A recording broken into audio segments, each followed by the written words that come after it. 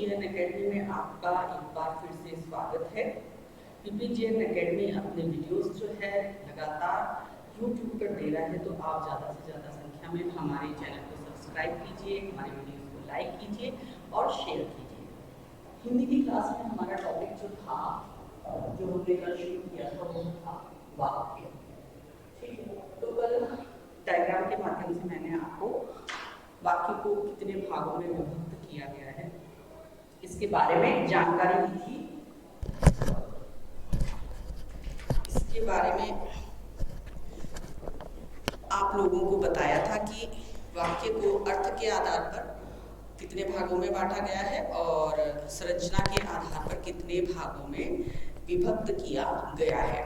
तो चलिए आज हम पूरा विस्तार से करेंगे। अर्थ के आधार पर वाक्यों को 8 भागों में विभक्त किया गया है। तो पहला शीर्षक है, पहला बिंदु है उसका विधिवाचक। अर्थ के आधार पर है ये, ठीक है। अर्थ के आधार पर वाक्यों को 8 भागों में बांटा गया है। 8 भागों में बांटा गया है।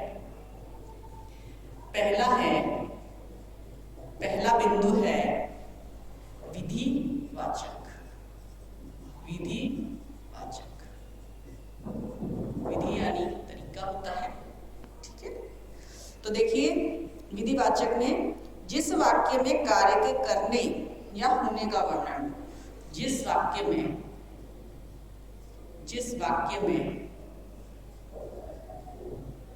कार्य के करने व होने का वर्णन हो, ठीक है, वर्णन हो, तो वह कौन सा कहलाएगा?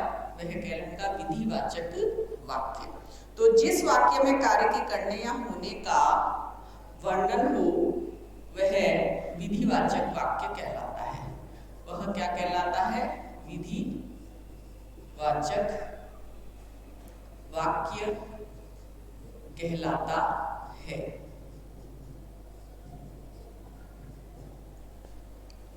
जैसे उदाहरण देखिए, गीता जाती है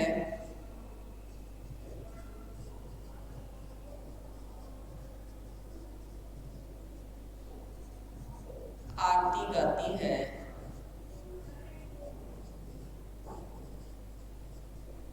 महेश मुस्कुराता है,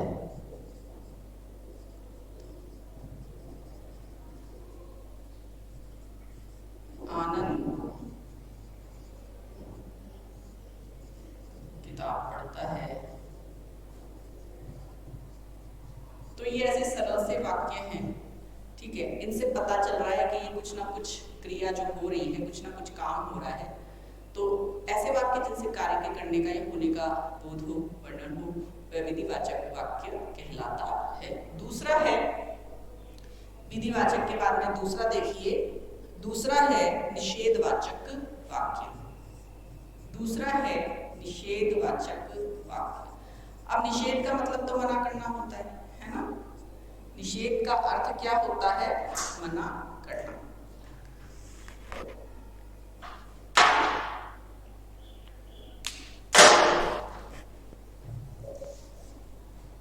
तो ऐसे वाक्य, ठीक है, ऐसे वाक्य कि किसी बात या कार्य के होने का निषेध हो, वो नकारात्मक वाक्यों को भी निषेधवाचक वाक्य कहा जाता है। जिन वाक्यों में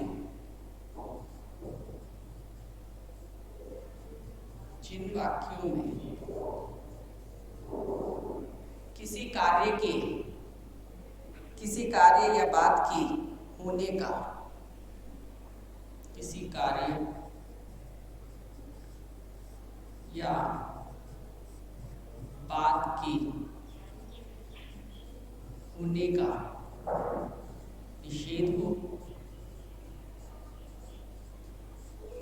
ठीक है, और नकारात्मक वाक्यों को भी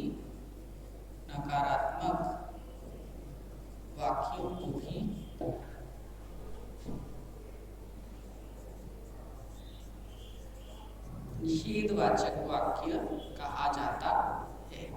निषेधवाचक वाक्य कहा जाता है। निषेधवाचक वाक्य कहा जाता है।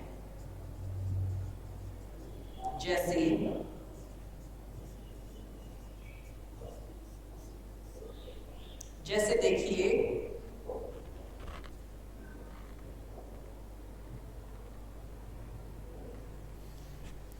उमेश नहीं पढ़ रहा है, ठीक है।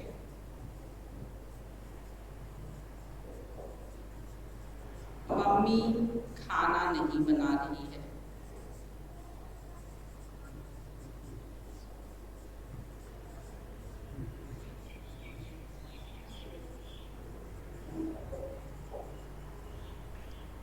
हम घूमने नहीं जा रहे।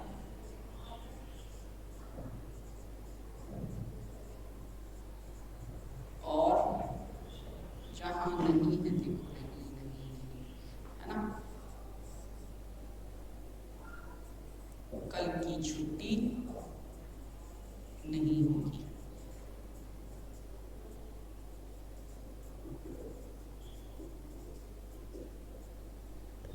तीसरा है वाक्य का भेद।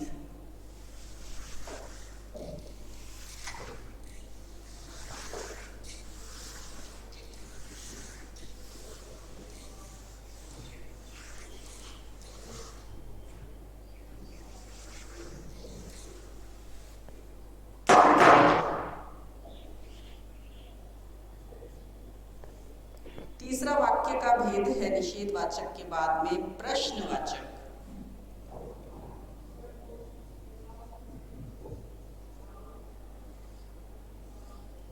तो देखो, प्रश्नवाचक में वे वाक्य जिनसे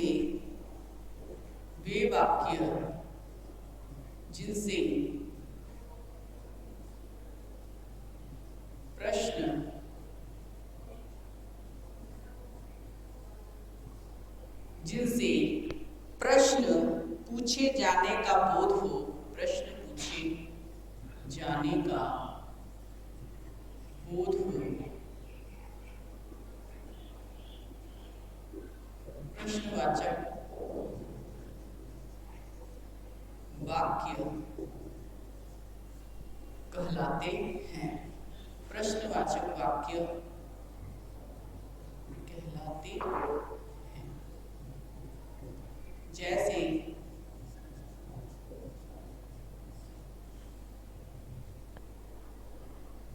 जैसे कि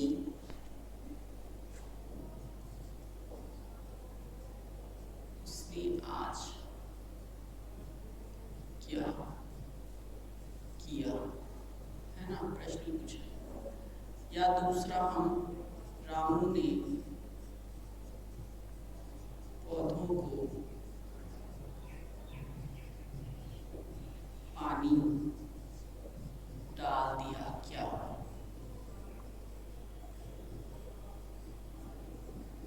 प्रश्न पूछा जा रहा है, ठीक है। इसी तरीके से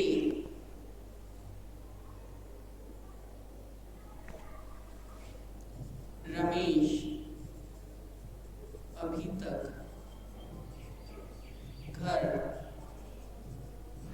क्यों नहीं गया। या फिर मेरी किताब तूने किससे पूछकर ली। तो इनमें सब में प्रश्न किया जा रहा है, ठीक है। क्या है, क्यों, किससे, देखो क्या, क्यों, किससे, है ना, प्रश्न पूछे जा रहे हैं, तो ये प्रश्नवाचक होंगे। फिर देखो, चौथा है प्रश्नवाचक के बाद में आज्ञावाचक। चौथा है आज्ञावाचक। तो आज्ञावाचक जहाँ पे अनुमति मांगी जाए, जिन वाक्यों में आज्ञा, अनुमति या उपदेश दिए जाए, ठीक है, जिन वाक्यों में जिन वाक्यों में आज्ञा, अनुमति व उपदेश दिए जाएं,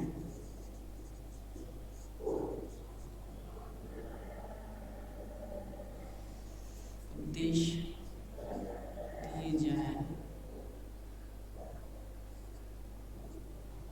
वे आज्ञावाचक वाक्य कहलाते हैं। तो देखो कौन कौन से उदाहरण हैं। जैसे कि जैसे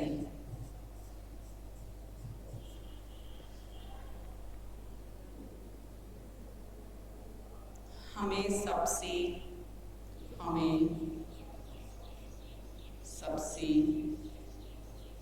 स्नेह करना चाहिए। ठीक है, एक बात बताई जा रही है, उपदेश दिया जा रहा है। कभी भी झूठ नहीं बोलना चाहिए।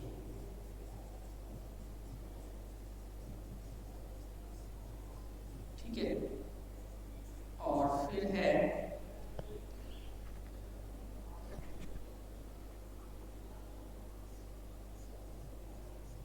क्या मैं बाजार से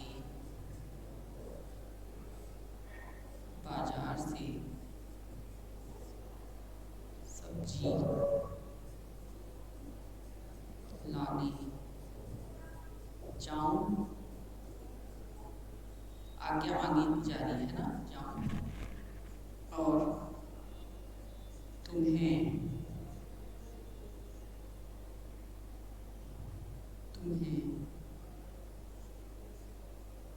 जयपुर जाकर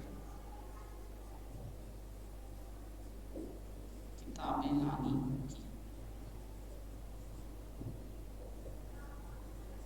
तुम्हें जयपुर जाकर किताबें लानी होगी। इसमें भी आज्ञा ही दी जा रही है। ठीक है ना, आज्ञा दी जा रही है इसमें भी।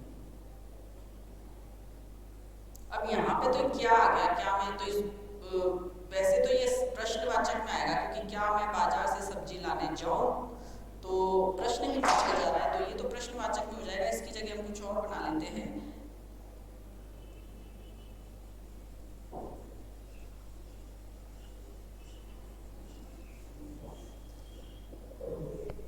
इसकी जगह ये बन सकता है, मैंने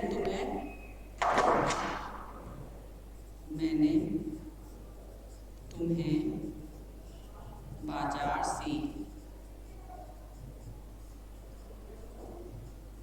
सब्जी लाने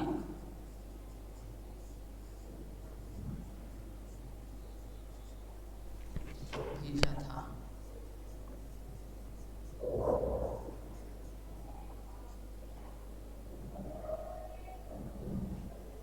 ठीक है, यहाँ पर वो बता रहा है कि मैंने तुम्हें क्या आज्ञा दी थी, और यहाँ पे आज्ञा दी जा रही है, यहाँ पे उपदेश दिया जा रहा है, यहाँ पे उपदेश दिया जा रहा है। ठीक है, तो वो वाक्य जिनसे आज्ञा, अनुमति, उपदेश का बोध होता है ना, पता चलता है, तो वो होते हैं, कौन से होते हैं? आज्ञावाचक वाक्य।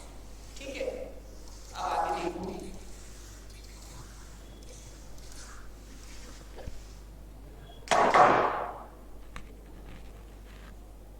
इच्छावाचक कितने हो गए? 4 हो गए, 5वां है इच्छावाचक। तो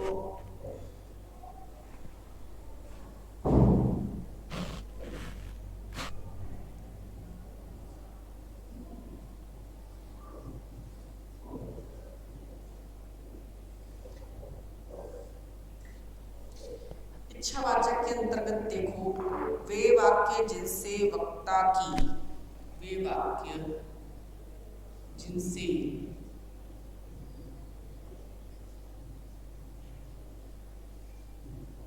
वक्ता की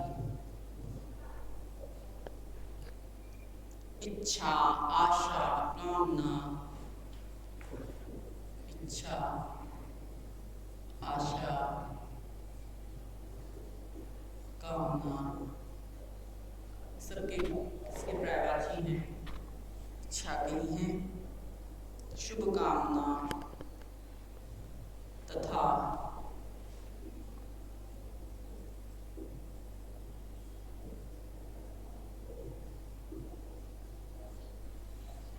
शुभकामना तथा आशीर्वाद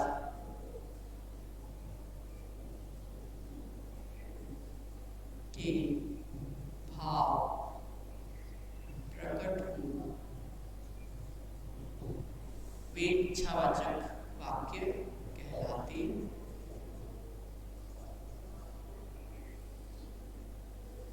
इच्छावाचक वाक्य कहलाते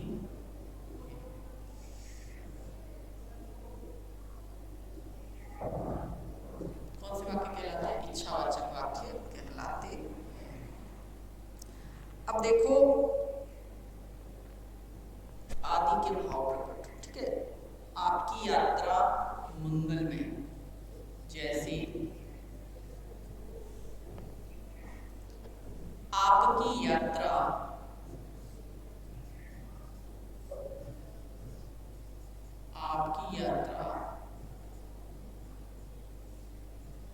मंगलमय, इसमें कामना की जा रही है, ठीक है ना।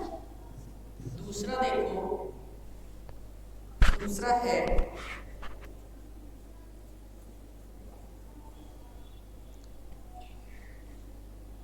परमात्मा तुम्हारा भला करे, परमात्मा तुम्हारा भला करे, ठीक है। इसी तरीके से दो वाक्य और बना लो। नववर्ष की शुभकामनाएं, नववर्ष की बहुत शुभकामनाएं, ठीक है। और चौथा भी बना लो,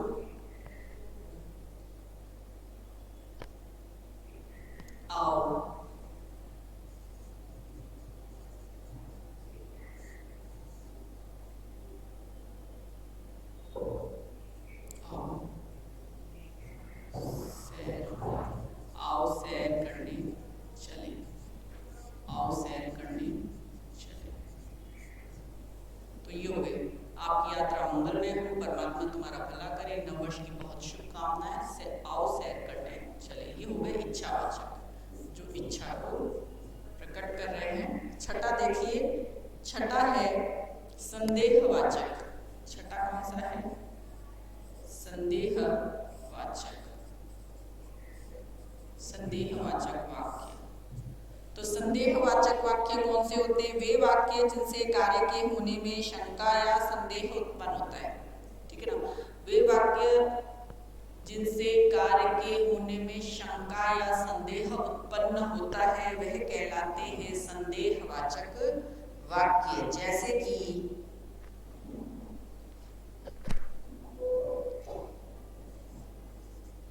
वे वाक्य जिनसे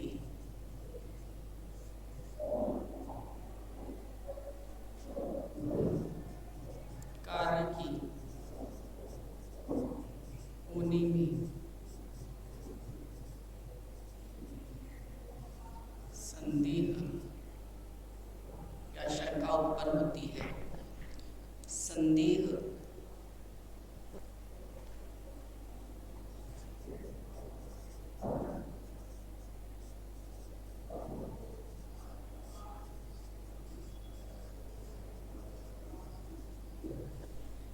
संदेहवाचक वाक्य कहलाते हैं। संदेहवाचक वाक्य कहलाते हैं, संदेहवाचक वाक्य कहलाते हैं। जैसे कि देखो,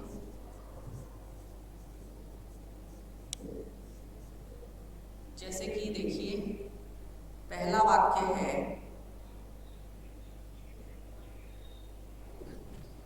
यदि छुट्टियां होंगी, यदि छुट्टियां होंगी तो हम घूमने जाएंगे। मतलब शंका है। क्या शंका है?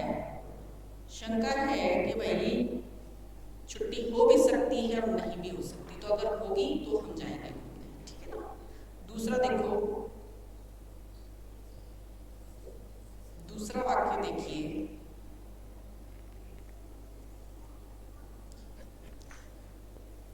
श्याम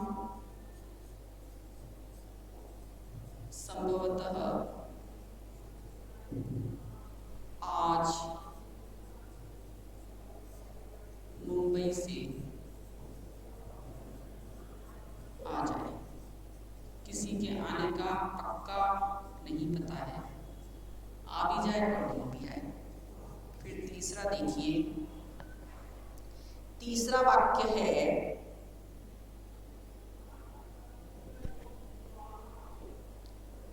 शायद वह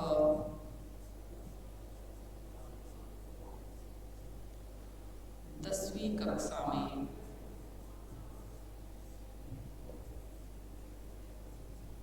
पढ़ता होगा। यहाँ पर भी पता नहीं है, ठीक है।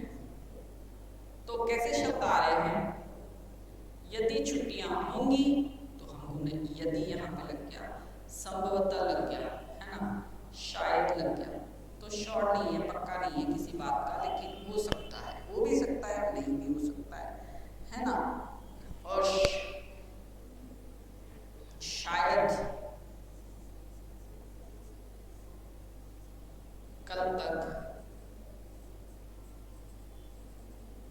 मेरी मम्मी मुझे लेने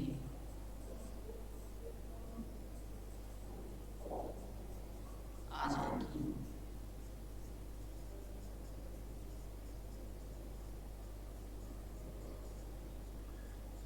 ठीक है। तो ऐसे वाक्य जिनसे पूरी तरीके से बात का पता नहीं है, दोनों तरफ बात है और दोनों में से क्या हो जाए उसके ऊपर, स्थिति पर डिपेंड करेगा, ठीक है। तो ये है हमारे संदेहवाचक वाक्य। अब देखो 2 और बच रहे हैं, 6 हो गए। अगर आज हो जाता है ये विषय तो आज पूरा कर लेंगे, नहीं तो कल का दिन है, एक दिन और सही, ठीक है। 7वां देखिए, संदेहवाचक के बाद में संकेतवाचक। 7वां है संकेतवाचक वाक्य। संकेतवाचक वाक्य, तो संकेतवाचक वाक्य कौन से होते हैं? संकेतवाचक वाक्य वो है जिनसे कि एक क्रिया की निर्भरता दूसरी क्रिया पर हो, ठीक है। एक क्रिया के वे वाक्य जिनमें एक क्रिया की निर्भरता दूसरी क्रिया पर हो वो संकेतवाचक वाक्य कहलाते हैं। जैसे कि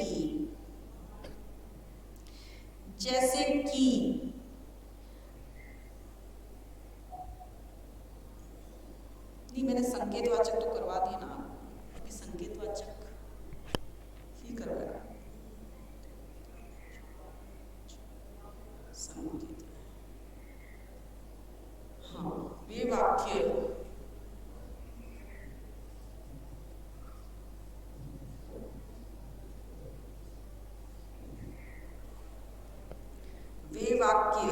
जिनमें एक क्रिया की निर्भरता। बच्चों मैंने शायद आपको ये इसके वाक्य उसमें लिखवाए हैं, तो शायद वाले और यदि वाले, है ना, वो मैंने संभवतः वाला ठीक है इसमें। और चलो कोई नहीं, अभी देखते हैं। संकेतवाचक वे वाक्य जिनमें एक क्रिया की निर्भरता, एक क्रिया की निर्भरता दूसरी क्रिया पर हो, संकेतवाचक वाक्य कहलाते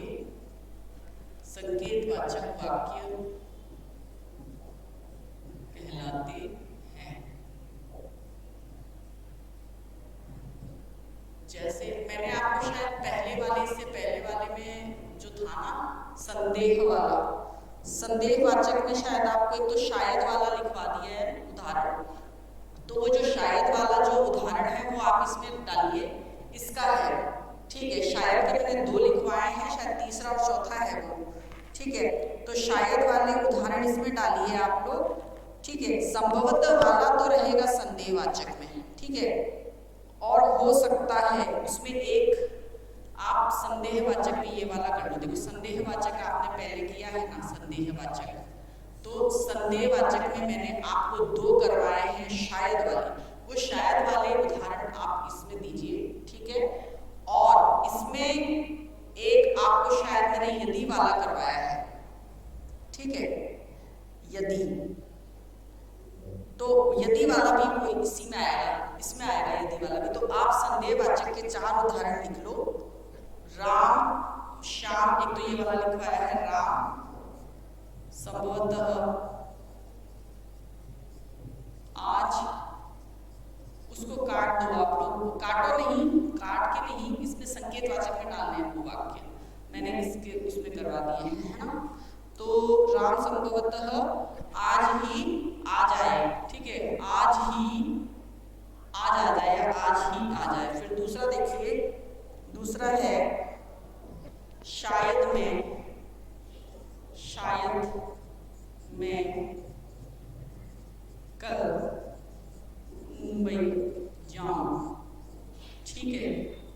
तो ये शायद वाला हो गया, संभवतः वाला हो गया, ये संदेहवाचक में डालने हैं आपको। और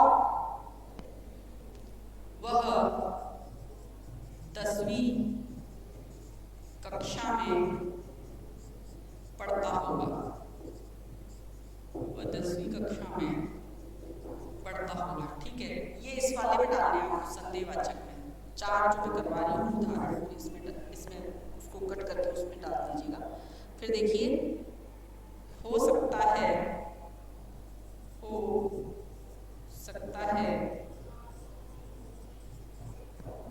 वह आज, हो सकता है आज बारिश आए, ठीक है। तो एक संभावना या संदेह है यहाँ पर, ठीक है ना, पूरा श्योर नहीं है, पूरी तरीके से निश्चितता नहीं है, निश्चित नहीं है, तय नहीं है, हो भी सकती है बारिश, नहीं भी हो सकती है। वो 10वीं कक्षा में पढ़ता होगा, ये नहीं पता है कि वो 10वीं में, क्या पता वो 9वीं में भी हो सकता है, वो 11वीं में भी हो सकता है। शायद मैं कल मुंबई जाऊँ, राम संभवतः आज आ जाए, है ना, पढ़ता होगा, वह पढ़ता होगा, हो सकता है। तो ऐसे वाक्य जिनसे कि पूरा निश्चित पता नहीं चल रहा है, अनिश्चितता की स्थिति है, मतलब है भी और नहीं भी, और पता नहीं है पूरी तरीके से, तो वो है संदेहवाचक में। वो किस में रखेंगे हम? संदेहवाचक में। तो वो जो 4 उदाहरण मैंने आप लोगों को वाक्य जो लिखवाए हैं, वो आप उसमें से शायद वाले इसमें डाल दो, यदि वाला इसमें डाल दो, वो 4 काट दो एक बार के लिए, वो इसमें लिखने आप, ठीक है। और ये 4 जो हैं, ये हैं संदेहवाचक के, ठीक है, ये संदेहवाचक के हैं। तो ये आप लोग नोट कर लीजिए। फिर उसके बाद में मैं इसके लिख देती हूँ, वो शायद वाला यहाँ पे लिख देते हैं, जैसे कि धूप तेज होती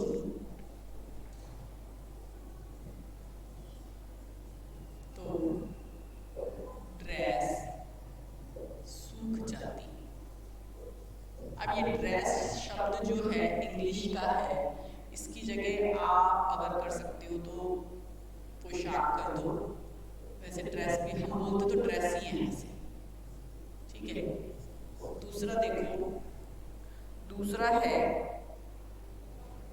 यदि अतुल मन लगाकर पढ़ता तो सफल हो जाता या पास हो जाता, उत्तीर्ण हो जाता, है ना, यदि। फिर है तीसरा, शायद के उदाहरण है, शायद मैं कल मुंबई जाऊं, है ना, शायद मैं कल,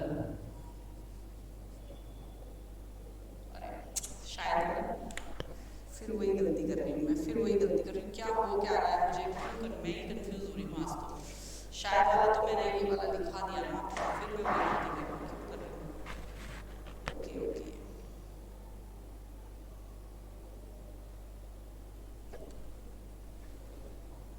अगर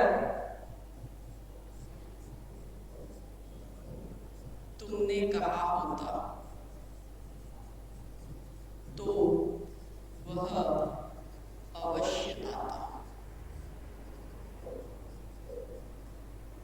या आती, कोई नहीं, ठीक है। और चौथे में लिख लो,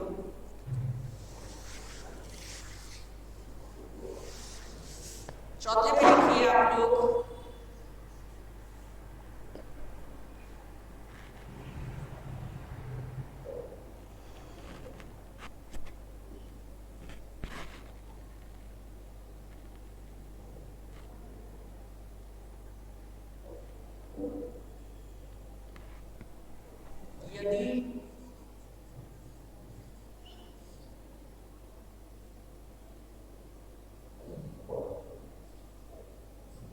यदि मूसी की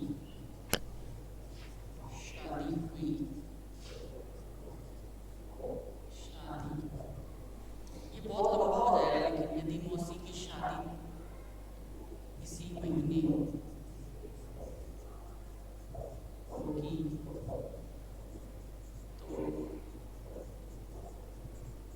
हम जाएंगे।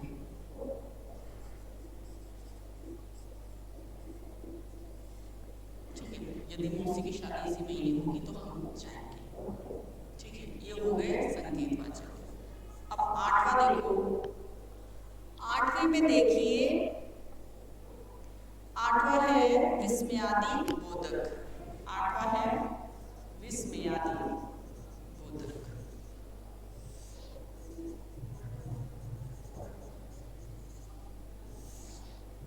तो विस्मयादि से तो आप पहले भी पढ़ा चुकी हूँ मैं, विस्मयादि का अर्थ बताया है जिसे हर्ष की, शोक, घृणा, विस्मयादि का बोध होता है ना, वे वाक्य जिनसे हर्ष, शोक, घृणा, विस्मय यानी कि आश्चर्य आदि का बोध होता है,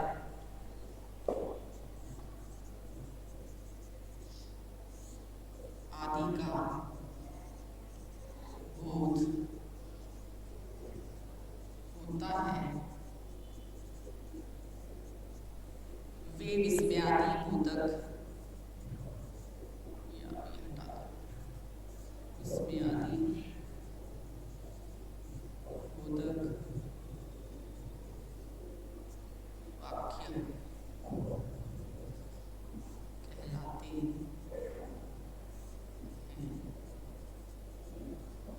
ठीक है, उदाहरण लिख लीजिए। उदाहरण तो अगर आपको समझ में आ जाएगा तो आप खुद भी कर सकते हैं, ऐसा कुछ नहीं है। हाय,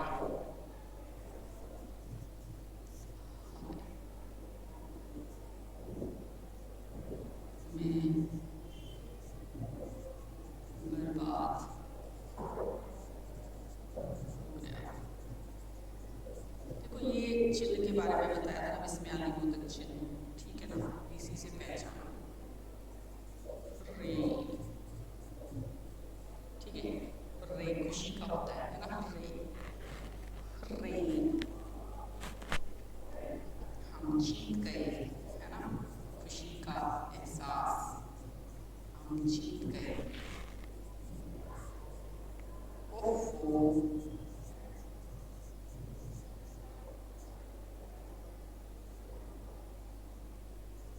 मेरी किताब किसने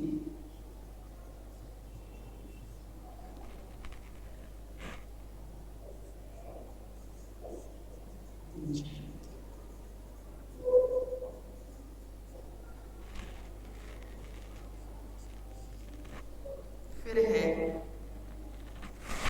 अरे बच्चे तो सो गए, अरे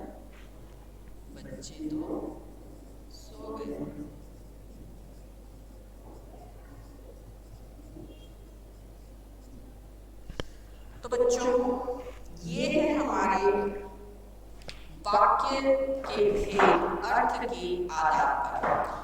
अर्थ के आधार पर जो 8 भागों में विभक्त किया गया था, इन सभी को हमने विस्तार से पढ़ लिया। 4-4 वाक्य मैंने आपको बता दिए। और यहाँ पर इससे पहले वाले संदेहवाचक में थोड़ी सी हमारी दिक्कत हुई थी, वो वाक्य मैंने आपको इसके करवा दिए थे। तो अभी मैं वापस से आपको यही बात कह रही हूँ कि वो वाक्य जो मैंने इसमें लिखवाए हैं, वो काट करके जो मैंने बीच में आपको अभी 4 लिखवाए थे वो नोट कर लीजिएगा। और वो वाले जो शायद जिनमें आ रहा है, यदि आ रहा है तो वो किस में आएंगे? संकेतवाचक में आएंगे। ठीक है, तो 8 को हमने विस्तार से पढ़ा, ये अर्थ के आधार पर होते हैं। कल हम पढ़ेंगे संरचना के आधार पर वाक्य के भेद। तो कल हम संरचना के आधार पर पढ़ेंगे। तो आज की क्लास जो है हमारी यहीं पर समाप्त होती है और कल की क्लास में हम इसको आगे पढ़ेंगे। तो मैं कहना चाहूँगी कि आप ज़्यादा से ज़्यादा संख्या में हमारे चैनल को सब्सक्राइब कीजिए, हमारे वीडियोस को लाइक कीजिए, शेयर कीजिए, ताकि मिलिट्री की, नवोदय की और सैनिक की तैयारी बच्चों की जो है बहुत अच्छे से चल सके कल तक के लिए।